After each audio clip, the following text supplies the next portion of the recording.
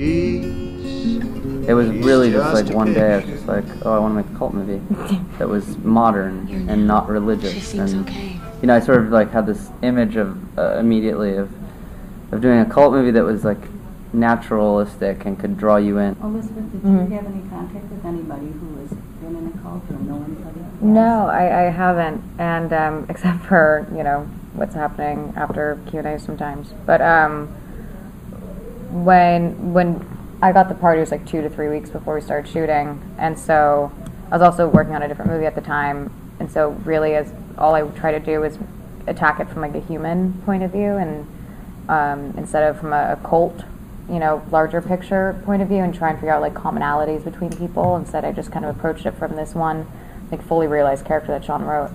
And then, you know, Sean asked me if I wanted to meet this particular friend that he's talking about, and I'm not like portraying her story, and it's not really any of my business. I don't want to infringe upon her privacy, but you know, he shared her story with me, and that was helpful a lot along the way. I open up to whatever the actor wants, like how much they want to know, how much is helpful. I had an experience when I was in college, when I was making film, where I started to tell the backstory of this character to this actor who was much older and more experienced.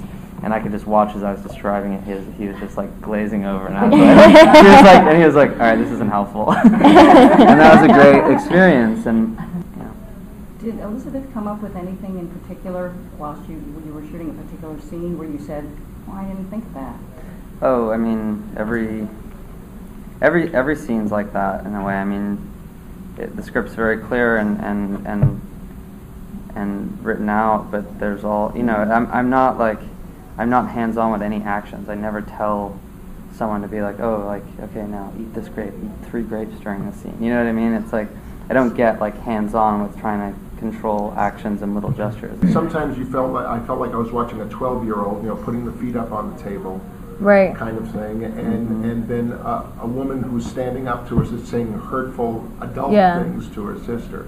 Did you feel I never thought of it in age necessarily. I really like the idea of her being able to just always be impulsive, and that in itself is like a very young thing. And then also, you know, it also comes across younger when someone seems so naive to certain societal boundaries. It's a great question. I definitely thought about age, not that I shared it, but I definitely I mean, obviously there is age, because she has to be during a developmental point. Yeah. More so at the cult, and she's more or less like a young adult. It is about, the process is very much about stripping people down to a childlike state and then reprogramming them back. So I had always imagined when she got out, she had, you know, her original life that had been taken away, and then she'd been reprogrammed with this new life, and that because she now realized that there was problems with both, she'd be bouncing around. Right. Was there ever a time when Sean said, I think you need to pull it back here?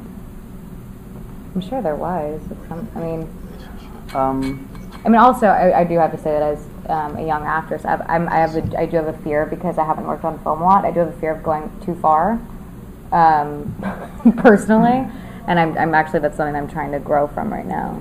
Lizzie's very good about coming in at the right pitch. Like, usually the first take is very, like, immediately in the ballpark, which is very difficult with young actors.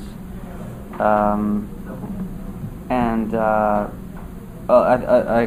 immediate reaction for young actors is to come in and just throw it all out there and just go too far, and then you have to pull it back.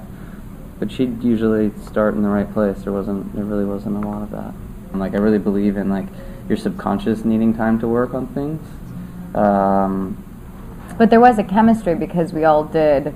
Well, that's it. Like, so it wasn't that literal, but we also were all at the farm. We were all hanging out during the day playing and at night, music. and then like we stayed at a motel, and the motel was like, you know, everyone had their own room, but it was pretty so shitty. And there was like a bar there. You know, it was like it was fun, but it was like, you know, it was like the motel version of the cult farm. I filmed one more movie before this that's also going to be in Toronto, called Peace, Love, Misunderstanding. It's a family comedy that Bruce Beresford directed. And Silent House, which is also in Sundance, is being released in spring with a different ending.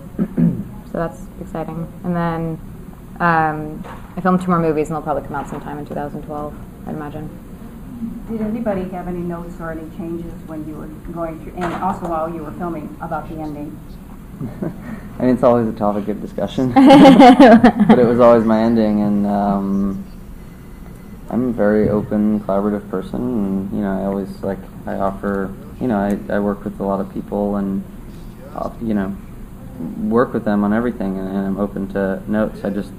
For me, that was it. I mean, that was always the ending, because I wanted the film to be about those first couple of weeks, and that's where Martha's at, and that's where I believe a woman in that situation is at. Those questions she's asking, you know, the questions you're asking are the questions that she's asking, and that's the goal of the movie, is to take you through her experience and leave you off where she would be. You can't have her, like, you know, I didn't want to, like, jump forward 5 years, or, you know, or, like, or have, I don't know, just have anything else that wasn't emotionally true. You can't, like, have any sort of, like, clear resolution there.